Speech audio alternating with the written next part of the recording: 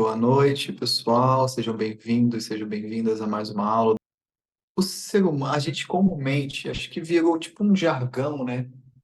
Mas é um jargão que a gente ouve por aí que ele é meio equivocado, que acaba que cria uma certa conduta, um certo comportamento, mas é baseado em algo falso, que é o jargão que o ser humano tem medo do desconhecido. Vocês já ouviram esse jargão? Sobre essa questão, o ser humano tem medo de Muito. desconhecido e tudo mais, mas esse jargão, essa frase, ela é falsa, não é uma frase verdadeira. O ser humano, ele não tem medo do desconhecido. O ser humano, ele tem medo de perder aquilo que lhe é conhecido. O ser humano, ele só vai ter medo do futuro se o passado dessa pessoa for algo muito complicado. Se o passado dessa pessoa foi muito aversivo, porque o futuro nada mais é do que uma projeção do passado. Tudo aquilo que a gente pensa sobre o futuro é sempre uma projeção do passado. Não existe futuro sem um passado. Toda a imaginação humana é sempre baseada em experiências do passado. Até mesmo, por exemplo, se vocês recebem uma inspiração de Deus de uma coisa nova, vocês vão buscar materializar essa inspiração através das experiências do passado que vocês tiveram. Vocês vão pegar uma coletânea de experiências do passado e vocês vão trazer esse passado, imaginar ele no futuro, uma forma de fazer algo novo, só que com as ferramentas do passado, através das experiências passadas. Por isso que o processo de autoconhecimento, ele é longo, ele não é assim. O despertar é assim, mas a mudança de um passado para um futuro novo não é assim. Por quê? Porque a gente sempre vai pegar as experiências do passado e a gente vai moldando o nosso futuro. A gente faz isso aos poucos. A gente pega um pouquinho do passado, transforma esse passado num outro futuro um pouquinho diferente. E aí, quando esse futuro se torna o passado, a gente vai fazendo essa mesma coisa. É como mudança de comportamento, é como mudança de hábito. A gente não muda hábito assim. Isso não existe. A mudança de hábito, ela é progressiva. A gente vai implementando um novo hábito até que aquele hábito se torne a nossa própria natureza. A gente não precisa nem mais pensar em fazer um determinado hábito. Só que até chegar a esse ponto, onde, sei lá, um meditador experiente, por exemplo, fecha os olhos e já está em samadhi, ele teve que percorrer esse caminho de criar o samadhi durante muito tempo. Estou explicando isso para vocês entenderem que não existe futuro sem passado. O futuro é um passado renovado. Essa dualidade passado-futuro não existe um sem o outro. A gente não tem um futuro sem um passado. Por isso que no taoísmo, no budismo, chama-se de roda de samsara. Por, no taoísmo fala que o sucesso é o início do fracasso. E o fracasso é o início do sucesso. Porque quando a gente, dentro desse passado, futuro, sucesso e insucesso, desse jogo de dualidade, quando a gente chega no sucesso, a única opção que a gente tem depois é o fracasso. E a gente vai para o fracasso, e depois vai para o futuro, e depois vai para o passado, e depois vai para o futuro, e a gente fica nessa dualidade. Isso é importantíssimo para o amadurecimento do ego. A dualidade é importante para o amadurecimento do ego. O passado e o futuro é importante para que a gente amadureça e crie hábitos saudáveis. Até um ego entender que existe um poder superior a ele e que esse ego precisa se entregar a esse poder superior. É uma longa jornada de construção de crenças, de valores, de princípios, de coragem, de tudo que vocês possam imaginar de positivo, até chegar nesse ponto. Só que aí, trazendo mais agora a questão da Clara, o ser humano tem uma questão chamada dinâmicas egóicas. O as três dinâmicas egóicas aqui, você já deve estar careca de saber, mas eu vou repetir, que é o quê? Identificação, quando o eu se identifica com um objeto, uma ideia, eu sou essa ideia, eu sou esse objeto, eu sou isso, ele se confunde na yoga, isso é chamado de egoísmo. Egoísmo não é avareza, né? Egoísmo na tradição da yoga é quando o eu, o self, se confunde com um objeto transitório, quando aquilo que é eterno se confunde com algo que é transitório. Existe uma fusão da personalidade aí. Identificação, controle, barra apego e desejo. Então, quando eu digo que o ser humano não tem medo do desconhecido, ele tem medo de perder aquilo que lhe é conhecido, a gente está aí na dinâmica estrutural do ego. Principalmente de qual? Apego e controle. Hoje, por exemplo, eu estava conversando com uma pessoa que ela tá tendo conversas assim com o marido dela para eles terem filhos, né? E tudo mais. Aí ela estava me contando que essas conversas estavam trazendo algumas inseguranças nela e tudo mais, e que não sei o quê. A gente estava conversando sobre isso e eu perguntei para ela assim: durante a sua vida, de uma maneira geral, se a gente pega lá de quando você nasceu, até o momento em que você está hoje, você acha que a sua vida teve mais insegurança ou segurança? E quando eu digo insegurança ou segurança, é no sentido holístico da palavra, sabe? Insegurança alimentar, financeira, educacional, afetos, e etc, etc, etc. E ela falou, Henrique, a minha vida num todo, eu tive muito mais insegurança do que segurança. Já tive que juntar moedinha para comprar comida, sabe, falta de afeto às vezes dos pais. Então, a minha vida, de uma maneira geral, realmente teve muito mais inseguranças do que seguranças. Eu falei, ok, beleza. E a sua vida hoje? Como que você considera a sua vida hoje nesses termos? Aí ela falou, não, hoje eu tenho segurança.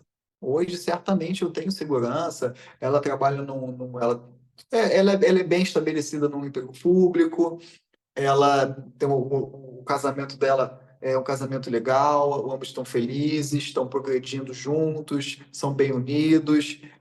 Família, ela depois de bastante terapia tem lidado bem com a família dela, tem aprendido bastante coisa. Então, assim, a vida dela de uma maneira geral está indo bem. Ela tem segurança hoje na vida dela. E eu falei para ela: você tem medo de retornar à insegurança que você tinha no seu passado? A ela, nossa, Henrique, eu tenho muito medo.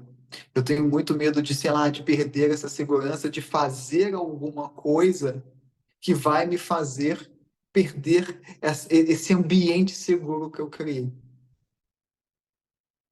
Então, percebam, o que essa conversa sobre ter filhos com o marido trouxe a ela foi um medo de retornar à insegurança do passado.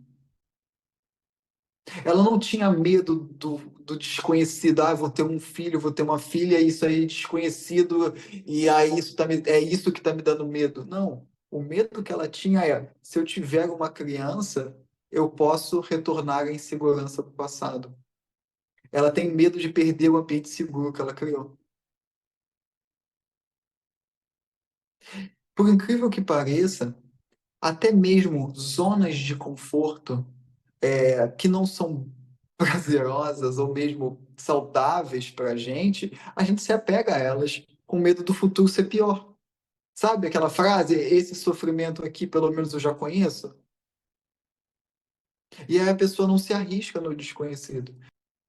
Muitas vezes a gente se apega ao que não é nem saudável para a gente, porque a gente tem medo de um passado que foi pior.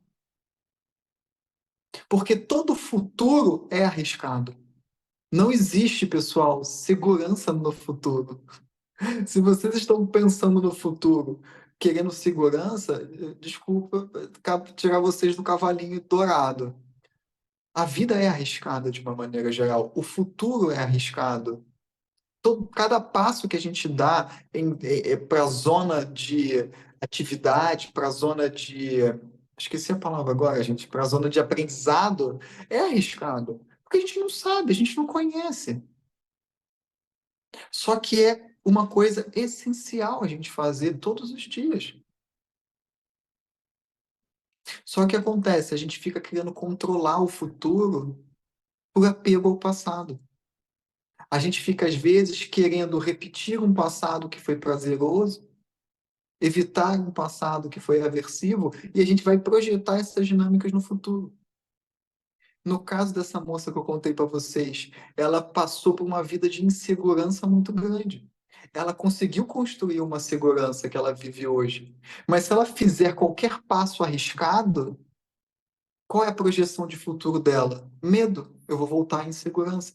Então, eu falei para ela: a sua vida é tipo um emprego público. Você não vai crescer, mas também não vai recuar. Vai viver com isso aí. E ela entendeu. Ela falou: Nossa, Henrique, é verdade. Eu nunca tinha parado para pensar nisso. A gente não tem medo do desconhecido. A gente só vai ter medo do desconhecido quando a gente projeta um passado doloroso no futuro. A gente projeta um passado destrutivo no futuro. Quando o nosso passado ele foi muito aversivo, muito doloroso, essas pessoas raramente conseguem, elas vão precisar, elas raramente conseguem fazer mudanças. Elas vão precisar ter muita força, muita coragem, às vezes para fazer mudanças que são inclusive muito importantes para a vida dela. Por quê? Porque o passado foi muito aversivo. Então, quando ela projeta o passado no futuro, ela projeta o futuro aversivo também. Então, é preciso ter muita coragem, muitas vezes, para quebrar certas correntes que é, tipo, nítido e óbvio que não está fazendo bem. Relacionamentos, trabalho, amizades, interações familiares. Isso é muito comum, por exemplo, quem começa a meditar ou começa o caminho do autoconhecimento, que a vida dá uma melhoradinha, sabe? A pessoa quieta um pouco mais a mente, a pessoa está um pouco mais centrada, e aí a pessoa fica com um medo horrível de voltar à perturbação antiga, às doenças antigas, às interações antigas. A pessoa ela fica com medo terrível. E a vida dessa pessoa é simplesmente uma escravidão de manter aquele confortozinho. Pelo menos isso aqui para mim é confortávelzinho. Mesmo que seja uma coisa doentia, muitas vezes, mesmo que seja uma coisa horrível. Mas é menos pior do que o passado. É nessas horas que o pessoal do autoconhecimento engasga. Por quê? Porque não arrisca, para de arriscar. Para essa pessoa que teve um passado muito doloroso chegar aonde ela chegou com um mínimo de estabilidade, ela teve que se esforçar muito emocionalmente, psicologicamente, espiritualmente. Mas ela teve que se arriscar. Para ela sair do patamar de muito ruim para tipo melhorzinho, ela teve que se arriscar. Só que quando é um melhorzinho, essa pessoa muitas vezes estava tão cansada, ela estava tão estressada, sabe, que ela simplesmente ela quer descansar. E ok, é bom, faz parte. Só que não pode parar aí. A gente não pode parar no melhorzinho. A gente precisa sim ter essa vontade de todo dia progredir um pouquinho mais. Todo dia fazer um pouquinho melhor por nós mesmos. Agregar valor a nós mesmos, cada dia um pouquinho mesmo. Nem que seja um pouquinho, mas todo dia dá um passinho na zona de aprendizado, dá um passinho num risco novo. Não precisa ser nada, sabe? Não é nada tipo, sabe, fazer uma loucura. Não, nada disso. Mas todo dia querer ser o melhor. E esse querer ser melhor é arriscado. É arriscar errar. É arriscar acertar. Errar, pessoal, não tem problema nenhum, cara. Errar é a coisa mais natural do mundo. A gente é ser humano, num planetinha que eu vou te falar um negócio. Aqui não tem como não errar. Se eu for olhar para minha vida até os 30 anos, eu errei muito mais do que eu acertei. Eu comecei a acertar depois dos 30 só. Eu brinco dizendo que eu nasci depois dos 30. Na minha vida até os 30. Foi, assim, foi erro atrás de erro, coletânea de erro, até os 30 anos. Depois dos 30 eu comecei a acertar. Por que eu comecei a acertar? Porque de tanto errar, eu já aprendi com todos os erros, sabe? Eu aprendia com os meus erros, aprendia com os erros dos outros. Eu sou meio autodidata quando se trata disso. Eu queria muito, eu sempre falo isso, eu falo abertamente. Eu queria muito ter tido professores, professoras para me guiar nesse processo, mas eu não tive. Eu não tive esse merecimento, eu não tive essa benesse. Os meus mestres e mestras são tudo espírito desencarnado. Não tive um mestre espiritual encarnado para que eu pudesse sentar e falar, cara, minha vida tá foda, cara. Não, conversa comigo. Eu nunca tive alguém com a mesma maturidade espiritual que eu para sentar, conversar, pedir conselho. Falar o que que eu faço? Ou me mostra onde que eu estou errando. Eu nunca tive isso. Eu tive que errar pra cacete para hoje poder fazer o que eu faço. Eu tive que me arriscar muito. E eu me arrisquei pra caramba. Eu passei por cada situação, vocês não imaginam. Tive que me arriscar muito para hoje eu poder entregar o que eu entrego para vocês. Muito risco. Até hoje, na verdade, né? Quando a caixinha de perguntas, pessoal, é sempre um risco. Eu vou fazer um post, nossa, é sempre um risco. Eu sei que hoje a vida está muito insegura. A vida hoje em dia, socialmente falando, está muito insegura. Psicologicamente falando, a vida hoje é muito mais insegura do que umas décadas atrás. A insegurança de décadas atrás eram outras. As inseguranças das gerações passadas eram outras. Por exemplo, se a gente for olhar para, sei lá, até 1700, pô, galera, a galera andava de espada, saia dando espadada na rua, torto e direito, né? Antigamente, a insegurança física era muito forte. Não existiam as leis, né, sociais, nem existiam jurídicas, então nem se fala. Você podia pegar uma espada, cortar a cabeça da pessoa e, tipo, fica por isso mesmo, sabe? Se você olhasse torto para um padre, mano, tu é queimado na fogueira. Então, as inseguranças do passado eram mais físicas nesse sentido. A segurança do teu corpo físico mesmo, sabe? As inseguranças eram muito grandes. Inseguranças, inclusive, biológicas, né? Insegurança alimentar. Pô, isso até séculos passados, isso era bizarro. Você podia morrer de gripe. Hoje em dia, você, pô, você vai no hospital, você toma um remédio, né? A medicina avançou pra caramba.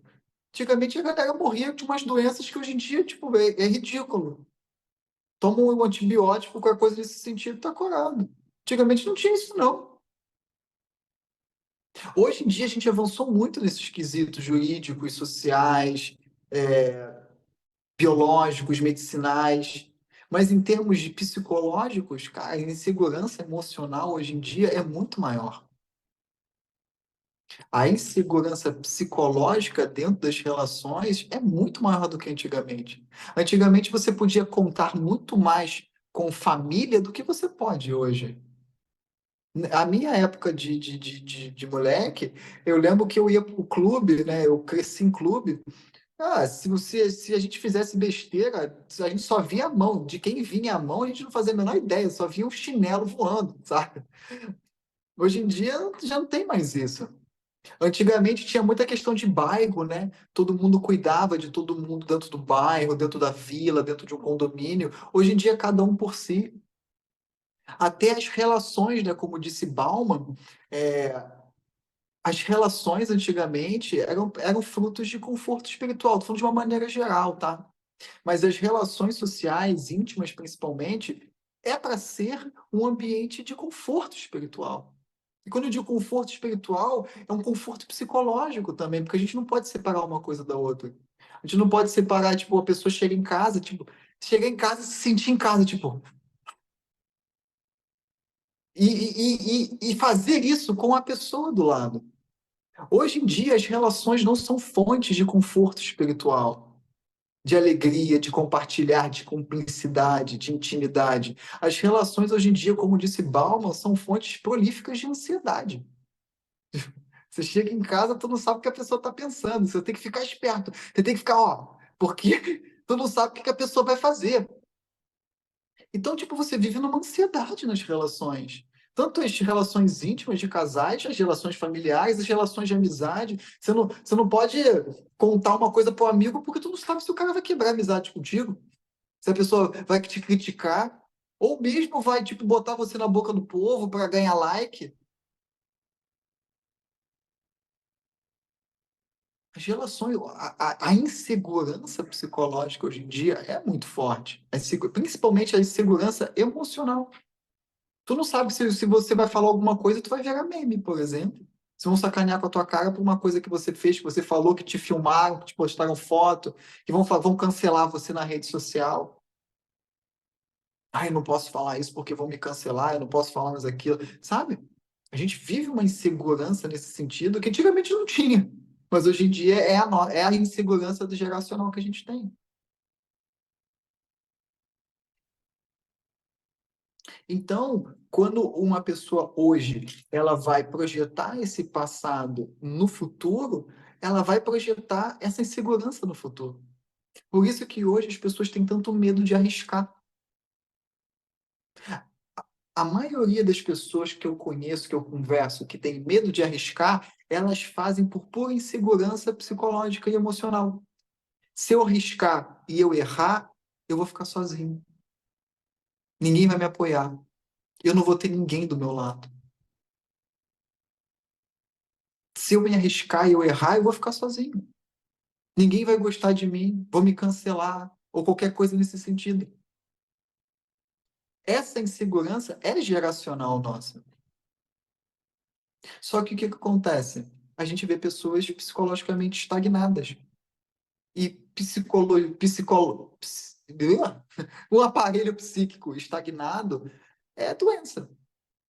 O aparelho psíquico precisa estar sempre se movimentando.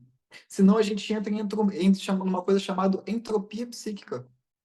Ou seja, se a gente não está dando uma direção para o nosso aparelho psíquico se movimentar, se expressar, fluir, porque a libido, pessoal, que agora numa linguagem mais psicanalítica, a nossa libido, né, a nossa energia libidinal, ou energia psíquica, ela está sempre em movimento. A nossa libido, pessoal, nunca está parada.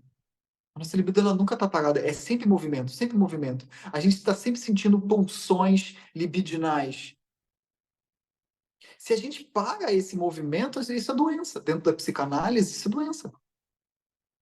Então, quando a gente sente aquele impulso de arriscar, aquele impulso de fazer algo novo, aquele impulso de transformar a nossa vida, e a gente interrompe esse processo, a gente não expressa essa libido, essa vontade interior, é doença. Quando a gente sente de falar alguma coisa que a gente não fala, e a gente não vai falando, a gente vai empurrando com a barriga, e a gente vai o quê? Pegando a nossa libido e trazendo de volta para dentro, não, volta, volta, sabe? A gente vai adoecendo. A gente vai gastando a nossa libido para reprimir a nossa libido, ou seja, a gente vai literalmente adoecendo. Mas, Henrique, beleza, entendi, mas como é que a gente faz nesse mundo hoje em dia de tanta insegurança? Cara, primeiro de tudo, a gente precisa construir primeiramente essa segurança interna. Primeiro de tudo, a gente precisa construir aquela palavra, aquele mantra que eu ensinei para vocês, que eu sei que muita gente aqui repete, não importa o que aconteça, eu vou saber lidar. Isso é um mantra. Não importa o que aconteça, eu vou saber lidar. Porque é arriscado. O futuro ele é arriscado. A zona de aprendizado é risco. Então, se eu errar, eu vou saber lidar com o acerto. Se eu acertar, eu vou saber lidar com o acerto também. Tanto erro quanto acerto, independente, eu vou saber lidar. Porque eu tenho maturidade para isso. Então, a gente precisa criar, primeiramente, esse senso de segurança dentro de nós. Porque shit happens. Eu sempre falo para vocês isso. Merdas acontecem. E a gente precisa estar seguro dentro de nós mesmos, para quando essas merdas acontecerem, a gente ter capacidade de lidar. Não tem como a gente evitar as merdas da vida. Então a gente precisa primeiramente construir esse senso de segurança interna aos poucos. Como que a gente vai fazendo isso? Se desafiando. Todo dia é um desafio diferente. Fazer metas de desafios. Fazer uma coisa que nunca fez. Fazer uma coisa que sempre quis fazer, mas era difícil fazer. Falar aquilo que já devia ter falado há muito tempo, aquela pessoa que já está enchendo o saco. Colocar aquele limite que você não colocou. Isso tudo é desafiador. vai mexer com a nossa insegurança. E a gente precisa todo dia um pouquinho, sabe? De tempos em tempos fazer uma coisa um pouco mais desafiadora. E a gente vai construindo esse senso de segurança. A gente constrói segurança como? Resultados. Pessoal, não tem mistério. A gente constrói segurança interior quando a gente tem resultados positivos. Não tem essa de ficar mentalizando o resultado. Ajuda? Ajuda pra caramba. Mas se a gente não agir para ter os resultados, a gente não constrói segurança. A gente constrói segurança interna quando a gente se desafia e a gente obtém resultados positivos. É assim que a gente desenvolve autoestima e segurança. Não tem outra. Se você se desafiou alguma coisa, vá lá e faz. E aí você vai ter resultados positivos. Aí você pode ter um percentual positivo e um percentual negativo. Por quê? Porque a vida é assim. Mas pelos resultados positivos, você vai começando a criar um senso de segurança. Você vai começando a criar um senso de autoestima. E aí, sempre quando você se desafiar, curto, médio ou longo prazo, dependendo do que seja, e você vai obtendo resultados positivos na medida que você vai se desafiando, o que você faz? De tempos em tempos, você se recompensa. Vai no restaurante, faz uma viagem, sabe? Sei, cria uma maneira de recompensar a você mesmo, a você mesma, pelo esforço que você fez. Recompensa, pessoal, é pelo esforço. A gente não dá recompensa, isso inclusive destrói o sistema dopaminérgico cerebral, tá? Quando a gente dá recompensas por coisas que a gente não conquistou. Toda vez que você se desafiar, conquistar resultado positivo, se recompensa. Assim você vai criar uma outra coisa, um outro senso muito importante, que é o senso de merecimento. Porque os nossos pais deveriam, pelo menos, né, ter ensinado isso pra gente, esse senso de merecimento desde a infância. Quando a gente desafia uma criança, e a criança vai, se desafia, se esborracha, mas vai lá e conquista, o esforço dela deveria ser recompensado. Isso vai criando um senso de merecimento. Muitas pessoas adultas que hoje não têm o merecimento, não se sentem merecedoras, foram porque na infância era só porrada, só cacetada. A criança poderia se esforçar ao máximo, tirar nota 10, que nunca é o suficiente. Tira nota 10, não é mais do que o suficiente, sabe? Não faz mais do que. Quem nunca estudou essa? Tirou 10, não fez mais do que a obrigação. Ah, pô, tá de sacanagem, pô. Me esforcei pra caramba, tirei 10, então não é mais do que a obrigação. Não, essa criança deveria ser recompensada, ela se esforçou pra caramba. Não importa se foi um esforço grande ou se esforço pequeno, ela deveria ser recompensada. Isso vai criando um senso de eu mereço. Sempre quando vocês se desafiam, se recompensam pelos resultados positivos, vocês criam um senso de eu mereço todas as coisas boas do mundo. Eu mereço, pô, me esforcei, eu fiz, o resultado está aqui. Eu mereço essa recompensa. Vocês vão criando esse senso de merecimento. E vocês vão cada vez criando esse senso de, pô, eu mereço mais. Só que esse merecimento, ele não vem de ficar repetindo eu mereço, eu mereço, eu mereço, sem se desafiar e sem ter resultados positivos. A autoestima, ela não vem sem os resultados positivos. Então é sempre importante a gente estar indo para essa zona de aprendizado, se arriscando, errando, acertando, recompensando o esforço. Às vezes, a gente não vai ter o resultado positivo que a gente esperava. Mas, pô, teve um pouquinho pelo menos, tu se esforçou pra caramba. Sabe, tu vai correr uma maratona, tu não chegou em primeiro lugar, mas, pô, tu correu 20 quilômetros, sabe? Tu merece uma recompensa, tu merece um descanso, tu merece alguma coisa legal. Se ninguém te dá, porque as amizades. Aí a gente vai entrar, eu vou entrar no segundo ponto, né? Que o primeiro ponto foi criar esse senso interno.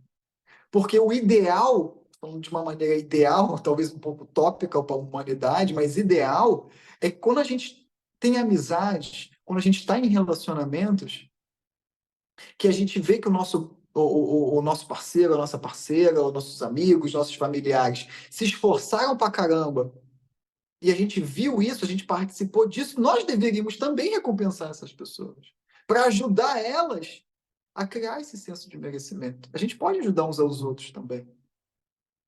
Então, o segundo ponto, depois de criar esse senso interno, é estar em um ambiente onde isso seja favorecido. Eu sei que pode parecer meio egoísta de falar isso, mas ambientes aonde a gente não é estimulado de maneira positiva ao crescimento, a gente não deveria estar.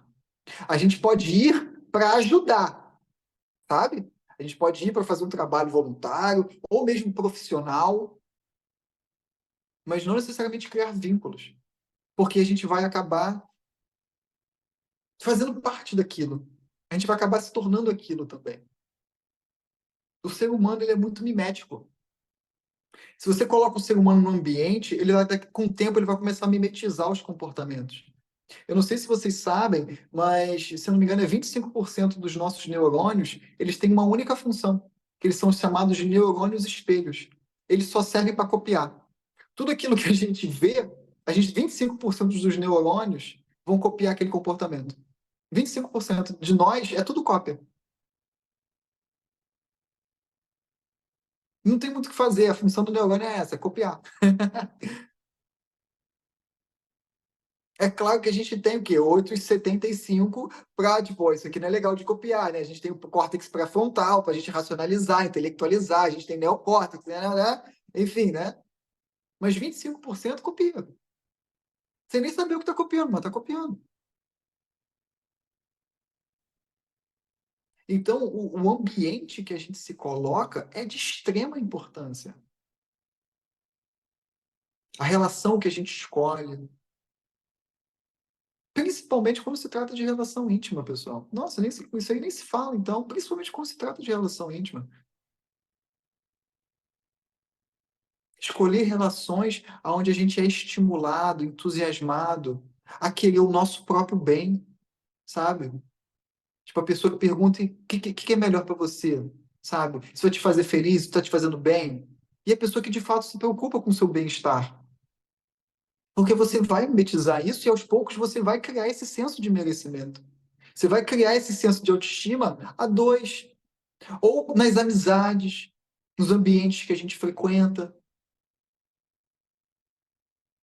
Isso é muito importante. A gente pode sim ir em ambientes disfuncionais? Pode, para ajudar, para educar, não para conviver. Jesus, por exemplo, ele ia até os pobres, ele ia até os doentes, mas Jesus dormia com eles? Não. Acabava o dia, Jesus voltava lá para os discípulos, né? Para as pessoas mais próximas, Maria Madalena, e ficava com eles. No dia seguinte, ia lá, dava a palavra dele, né, o sermão, a cura. Acabava, ele voltava. Não é? Eu escolhi a minha profissão muito nisso também. Acaba o dia de trabalho, eu, né, vou querer ficar com as pessoas que eu tenho afinidade, com as pessoas que eu posso conforto, descansar. Depois de um dia inteiro numa zona de aprendizado, pô, no final do dia, quem não quer? Deitar no sofá, receber um cafuné. Quem é que não quer isso? Só um masoquista para não querer um negócio desse, pô. Só que até a gente criar esse senso de merecimento, a gente precisa se desafiar, resultados positivos, né, se presentear. A gente precisa escolher muito bem os ambientes que a gente se coloca. E a gente não precisa ter vergonha disso não, sabe? A gente vê um ambiente feio, desarrumado. Pô, a gente não pode ter vergonha de falar, pô, isso aqui tá muito ruim. Não, não. Vou melhorar isso aqui. Ah, mas não quero melhorar, então tchau. Pô, isso é muito amor próprio. Se vocês sabem que 25% dos neurônios que a gente tem é neurônio espelho, vocês vão realmente querer ficar num ambiente desarrumado, bagunçado, sujo, fedorento, com comportamentos lascivos, com comportamentos de indiferença. Se a gente vai estar copiando isso automaticamente, 25% vai ser cópia. É um ato de amor próprio. Quando a gente entra nesses ambientes, a gente vê que, tipo assim, você entra no ambiente, eu quero copiar isso aqui? Não, eu não quero copiar. Então, esse não é um ambiente para você frequentar, não é um ambiente para se conviver, não são relações para se estar. E a gente não tem que ser egoísta por conta disso, isso é um ato de amor próprio.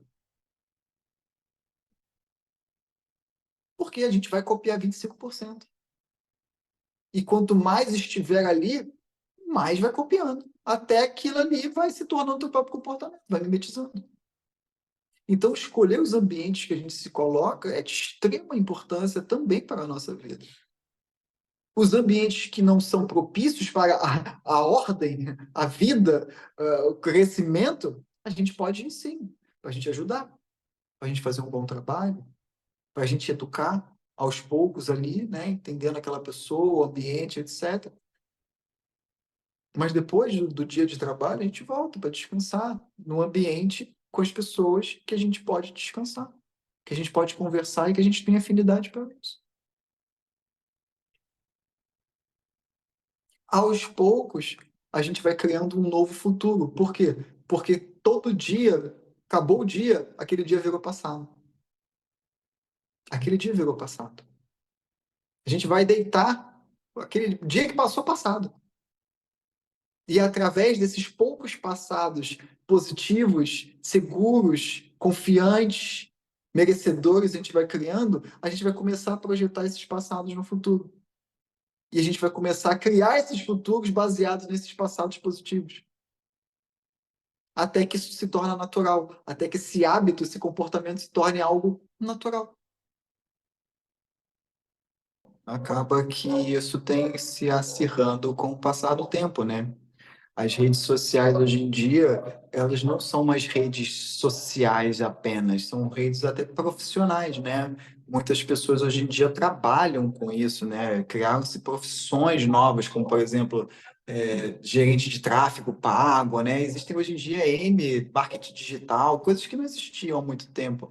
Então, hoje em dia, as redes sociais, elas também são ambientes profissionais, né? E acaba se gerando mais insegurança porque vira uma vitrine. Você precisa mostrar uma coisa ali, você precisa estar sempre ali. Hoje em dia se coloca-se mais expectativas, mais responsabilidades numa rede social, e claro que isso também vai gerar mais riscos, né? Com certeza. É, a pessoa por trás do celular, ela pode falar o que ela quiser ali, né? Literalmente, ela pode falar o que ela quiser.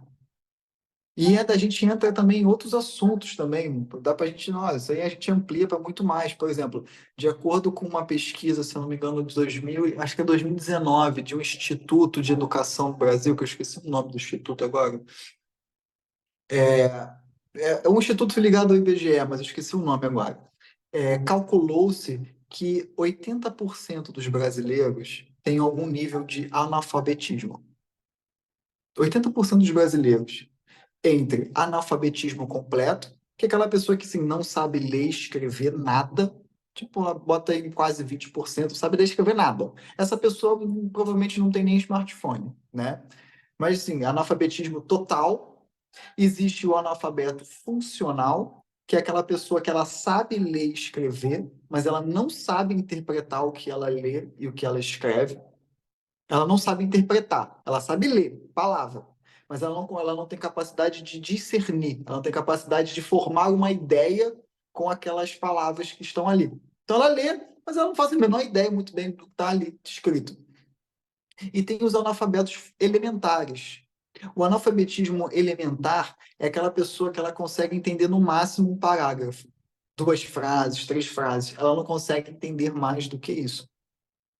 Então, 80% dos brasileiros, 82, se eu não me engano, 82% dos brasileiros, não, mentira, 88%, cara, agora eu lembrei, 88% dos brasileiros estão nessa faixa entre analfabetismo total, funcional ou elementar. 12% dos brasileiros conseguem ler um texto e compreender aquele texto. 12%. Ou seja, de 100 pessoas no Instagram, 12 entendem o que está sendo escrito. Então, também a gente não pode exigir muito dessas pessoas. Por isso que eu falo e repito, e falo a mesma coisa, e repito a mesma coisa, e trago historinha, falo em forma de parábola, aí dou exemplo, porque isso são formas de todas de estimular essas pessoas a se desenvolver intelectualmente também. Então, até nisso, a gente precisa ter um pouco de paciência também. Eu não posso exigir que uma pessoa analfabeta funcional entenda sobre pura consciência, meditação profunda, samadhi, enfim, autoestima, desafios. Eu já dei live que tinha uma pessoa, inclusive, que tinha dificuldade de fazer uma lista. Eu falei, faz uma lista. A pessoa, lista? Como assim lista? Caramba, pega o papel. Traça pega uma caneta e traça metade do papel, assim. Eu tive que dizer para a pessoa como ela faz uma lista. Então, até mesmo essas pessoas, elas vão reagir de maneira violenta também. Essas pessoas, a probabilidade delas entrarem em dissonância cognitiva é muito forte, porque o universo delas é muito micro, é muito pequeno, é muito fechado. Então, se você coloca uma informação a mais ali que vai destoar um pouco do que ela acredita do universo, que já não é muito complexo, ela vai entrar em dissonância cognitiva. Ela vai rechaçar o que você está falando. Não é porque ela te quer mal, mas é porque o que você está falando simplesmente é perigoso para a saúde psíquica dela. É perigoso para a saúde psíquica dela. Imagina, vamos supor, imagina uma pessoa 80, desses 88%, que é assim, evangélico ferrenho, fanático religioso. Por exemplo, fanático religioso, seja evangélico, católico, messiânico, sei lá, budista, enfim. Se eu falo, por exemplo, Jesus foi casado com Maria Madalena, cara, essa pessoa ela vai me atacar. Porque a vida dela, psiquicamente, é estruturada nessa crença. Então demora um tempo até ela entender que o que a igreja fala não é muito bem a verdade. Só que até ela entender isso, até ela começar a pensar, até ela começar a raciocinar, sabe? Demanda tempo, demora. As pessoas não estão habituadas hoje em dia a pensar. Hoje em dia você pode falar qualquer coisa numa rede social e aquilo se torna verdade porque, não sabe por quê? Se eu botar um terno e gravata, um dia, eu juro pra você, eu tenho muita vontade de fazer isso de brincadeira um dia, só vocês vão saber. Mas eu tenho muita vontade de fazer isso, botar um terno e gravata, tipo, sabe? Sentar de maneira séria, num lugar sério, assim, sabe? Um lugar meio chique e tudo mais, com um Rolex, uma Ferrari atrás, não sei, uma parada assim. Tenho muita vontade de fazer esse teste. Chegar e falar assim, pessoal, como um cocô. Cocô é muito bom. Inúmeros. Hoje em dia a ciência já comprova. Comer cocô é ótimo. Eu mesmo como cocô todo dia. A galera vai acreditar e vai ter galera comendo cocô. É sério. Você pode hoje em dia falar a coisa mais ridícula e idiota numa rede social, que se você falar isso de uma maneira coerente, se você falar isso de uma maneira com segurança, as pessoas acreditam em qualquer coisa. Literalmente qualquer coisa. Por quê? Porque 88% da humanidade mal sabe ler e escrever. Não tem QI, coeficiente de inteligência. Não tem estímulo intelectual para desenvolver QI mesmo, pessoal. Eu escrevo isso no meu livro, na História de um Médium. Eu falo sobre isso, que isso, inclusive, é um plano. Manter as pessoas com baixo coeficiente de inteligência, espiritualmente, essas pessoas são vaso. Uma pessoa que não tem racionalidade, que não desenvolve uma vida intelectual, essas pessoas simplesmente são marionetes. Elas doam toda a autoridade espiritual que elas têm para outra pessoa. Por quê? Porque elas não têm intelecto para gerir a própria vida. A gente precisa de intelecto para a gente conseguir gerir a nossa vida. O que é certo? Como é que a gente vai discernir entre o que é certo e o que é errado? A gente precisa de intelecto para isso. A gente precisa de raciocínio crítico para isso. Só que a gente vive num país onde 88% mal sabe ler e escrever.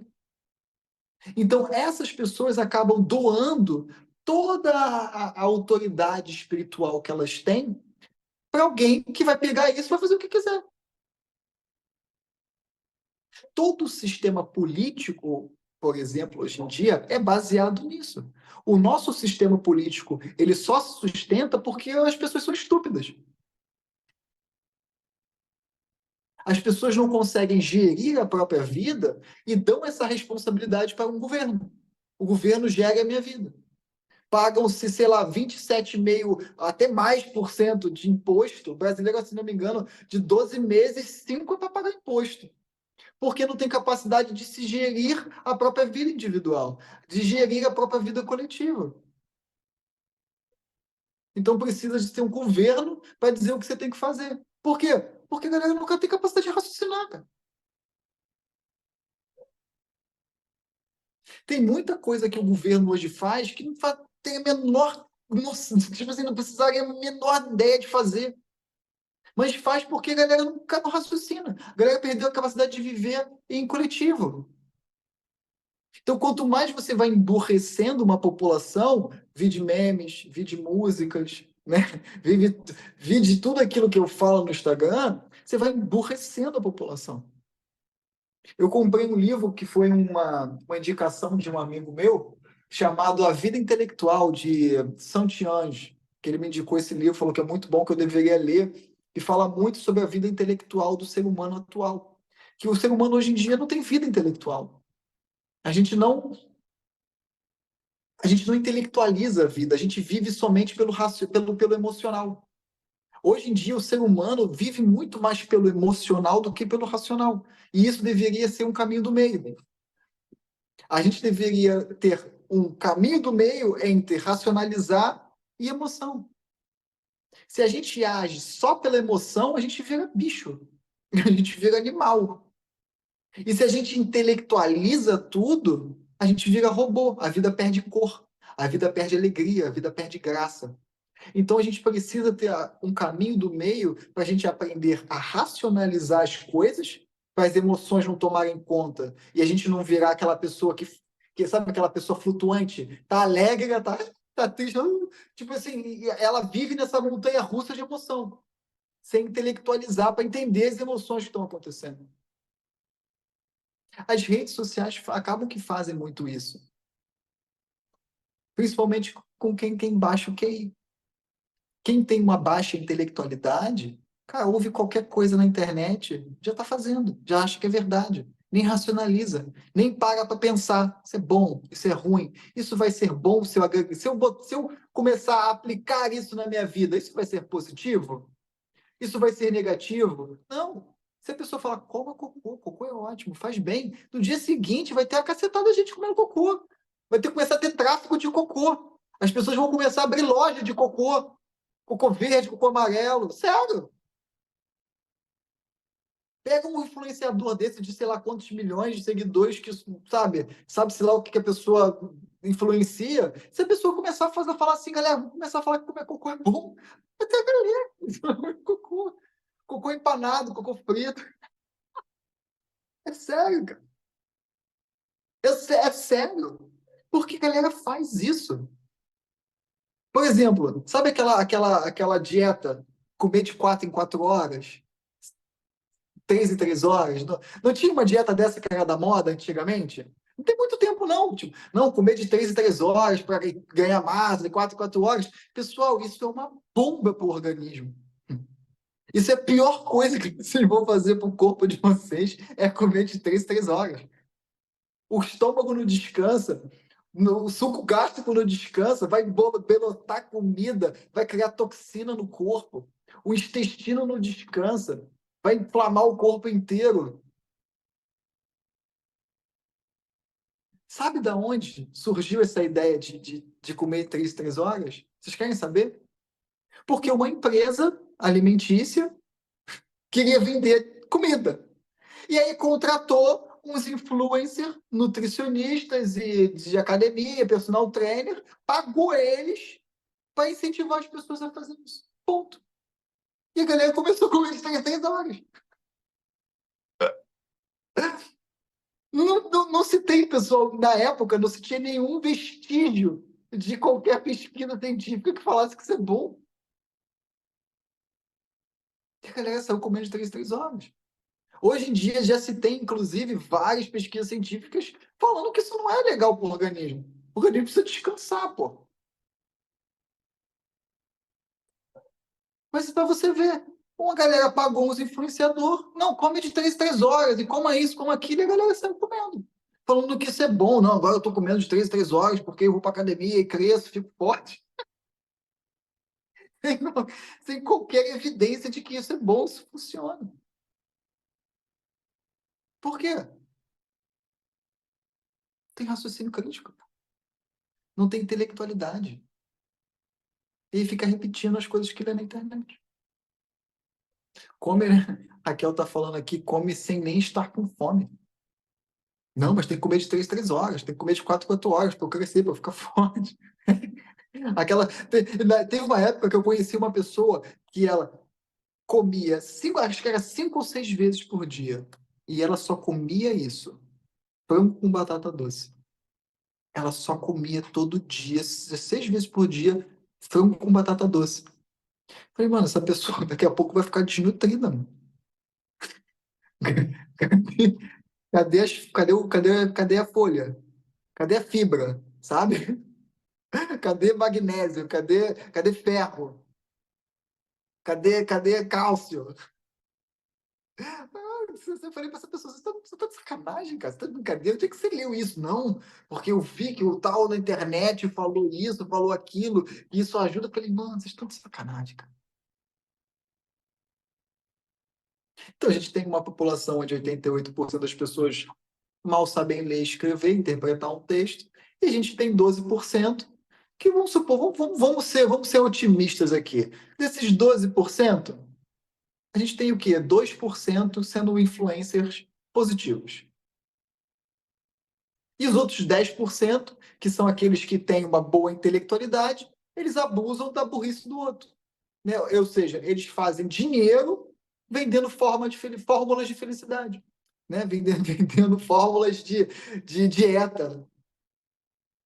A gente, de 88% do Brasil, a gente tem dos 12% sobrando, a gente tem 2% fazendo um trabalho honesto, um trabalho legal, um trabalho que impulsiona, um trabalho que entusiasma para o bem, para a saúde, de fato. E a gente tem 10% cagando os 88, cagando e fazendo dinheiro a rodo, vendendo mentira, vendendo fórmula de felicidade, fórmula de dieta, fórmula daquilo, faça isso, faça aquilo outro, conquiste lá, sem o menor embasamento de qualquer coisa. E tem gente que compra. Por quê? Porque tem raciocínio crítico. De uma maneira bem resumida, sim, o caminho do meio, pessoal, é o caminho do equilíbrio, né? É o caminho de fazer as coisas de maneira equilibrada.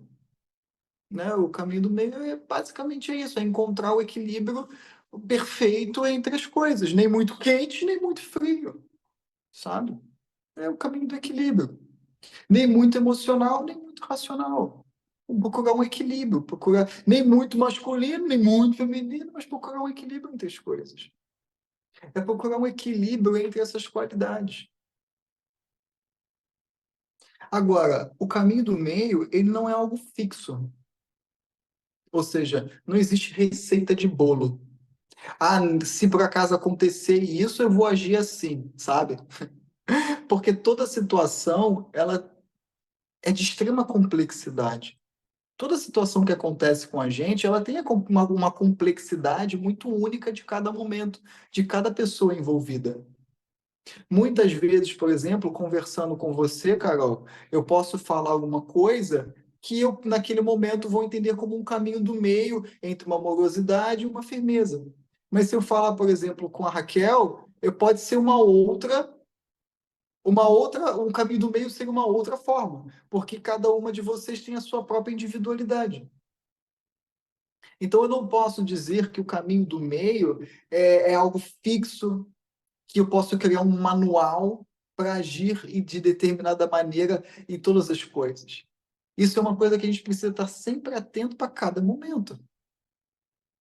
Às vezes, o caminho do meio, fazendo uma prova de matemática, é muito mais intelectual do que emocional. Mas se a gente está numa conversa com uma pessoa que a gente ama, a gente não precisa ser tão intelectual assim. A gente pode se entregar um pouco mais para as emoções. Então, para cada situação, a gente vai precisar aprender a dosar. Isso é muita sabedoria. Isso é sabedoria no nível muito alto. Estar consciente e presente em cada momento para saber dosar de todas as qualidades de uma maneira equilibrada. Não existe receita de bolo. Por isso que o caminho do meio, às vezes, ele é tão difícil da gente explicar ou da gente falar, porque é uma coisa muito, muito única de cada momento. Eu sempre falo que o ideal é sempre a gente estar consciente, é sempre a gente estar presente em cada momento. Porque a gente estando presente, a gente vai saber qual é a dosagem de cada qualidade que a gente precisa para aquele momento de maneira equilibrada. Se a gente estiver consciente, presente, a gente vai saber muito melhor do que se a nossa mente estiver lá, tipo, no ping-pong, preso no passado, expectativa do futuro, ou estiver pensando em qualquer outra coisa que não seja naquele momento. Aí sim é muito provável que a gente perca o caminho do meio, né? Isso é muito subjetivo falar sobre o caminho do meio. A gente sempre tem que estar buscando, sim, um equilíbrio das coisas. E a única maneira de fazer isso de maneira saudável é estando presente, é estando consciente em cada momento. Muitas pessoas, por exemplo, que passam por crises emocionais de vez em quando, se elas conseguissem parar, respirar um pouquinho e trazer um pouco de razão, elas sairiam rapidamente das perturbações emocionais. Porque o que acontece? Essas emoções, elas vêm, elas irrompem, e a nossa mente, a nossa atenção, a energia psíquica é a atenção, vai nas emoções. Então a gente meio que entra no tornado das emoções. E quando a gente entra nesse tornado, a gente vai criando cenários, mas quem está no assento de motorista são as emoções. Se a pessoa conseguir parar, respirar um pouco, trazer um pouco de senso de racionalidade, ela aos poucos ela consegue sair um pouco. Ela consegue pensar, ela consegue inclusive até questionar, mas por que eu estou sentindo isso? Existe algum fundamento para essa emoção estar acontecendo com essa intensidade nesse momento? Se vocês questionarem, por exemplo, uma pessoa que está passando por uma crise de ansiedade, vocês vão ver que não existe racionalidade nenhuma ali. É pura emoção. A pessoa está, tipo, vidrada na emoção. Ela se perdeu nas questões mentais e ela vira pura emoção. A ansiedade, ela quebra a racionalidade. Toda pessoa em excesso emocional, vocês vão perceber que essas pessoas, elas não, se você perguntar para ela por que que ela fez aquilo, ela vai falar assim, porque eu senti que aquela emoção e eu agi no calor da emoção. Para tudo aquilo que a gente for fazer, para cada situação, e cada situação é única, a gente tem que estar presente para a gente saber dosar, para a gente saber se a gente pode dar um pouco mais de emoção, entende? Não é 50-50. As pessoas acham que caminho do meio é 50% para cada um. Não é. Às vezes é 70 para um lado, 30 para o outro. Daqui a pouco é 60 para um lado, 40 para o outro. E é um jogo, entende? A dualidade ele é um jogo. O caminho do meio entre essa dualidade ele é um jogo. Não tem como você ficar 50% para todas as situações, porque às vezes as situações não pedem 50%. 50-50. Imagina, vocês estão lá no Pimba Pimba, vamos trazer um pouco de racionalidade aqui. Coloque sua perna, pelo amor de Deus, né, galera?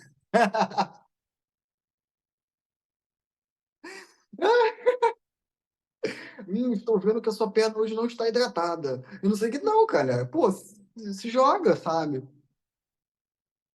Que é, sabe? Aí não, pô, deixa a racionalidade um pouquinho de lado. né? Tenha razão o suficiente para, tipo, o pimba-pimba que eu estou fazendo, tá seguro? Tá num ambiente legal? Tá com uma pessoa que eu me sinto seguro, que eu me sinto segura? Tem afeto, tem respeito? Racionalidade entrou em ação. Tá legal? Aí, meu querido, aí corre para abraço. Aí corre para abraço. Aí, tipo assim, deixa um pouco a emoção fluir também, deixa a emoção se expressar também, né? Divirta-se também, sabe? Existem esses momentos para cada momento, isso é muito único, sabe? As artes marciais, por exemplo, elas são muito boas para a gente aprender esse equilíbrio, porque quando a gente está numa arte marcial, a gente não pode nem ser nem muito emocional, mas também a gente não pode também não ser muito intelectual. A gente precisa equilibrar muito isso quando a gente, por exemplo, está fazendo uma arte marcial. Se a gente se entrega para as emoções de uma arte marcial, cara, a gente está ferrado. Se a gente pega uma pessoa mais experiente, que mantém a calma, que age ali com esperteza, com as emoções equilibradas, pô, vai pegar uma pessoa emocionada demais para fazer uma arte marcial, vai ser amassado todo dia. Então a pessoa acaba que ela vai precisando desenvolver esse equilíbrio. Tipo, eu vou lutar, mas eu não posso deixar que as minhas emoções se sobressaiam. Eu não posso deixar que as minhas emoções nublem o meu julgamento, o meu discernimento. Isso, inclusive, é muito ensinado nos filmes do Star Wars, nas séries do Star Wars, que os Jedi, eles têm muito esse caminho do meio como meta de vida deles, sabe? Eles não deixam as emoções atrapalharem o discernimento deles. Então a gente precisa ter isso bem equilibrado dentro de nós, deixando cada um fluir a sua própria maneira em seu próprio momento.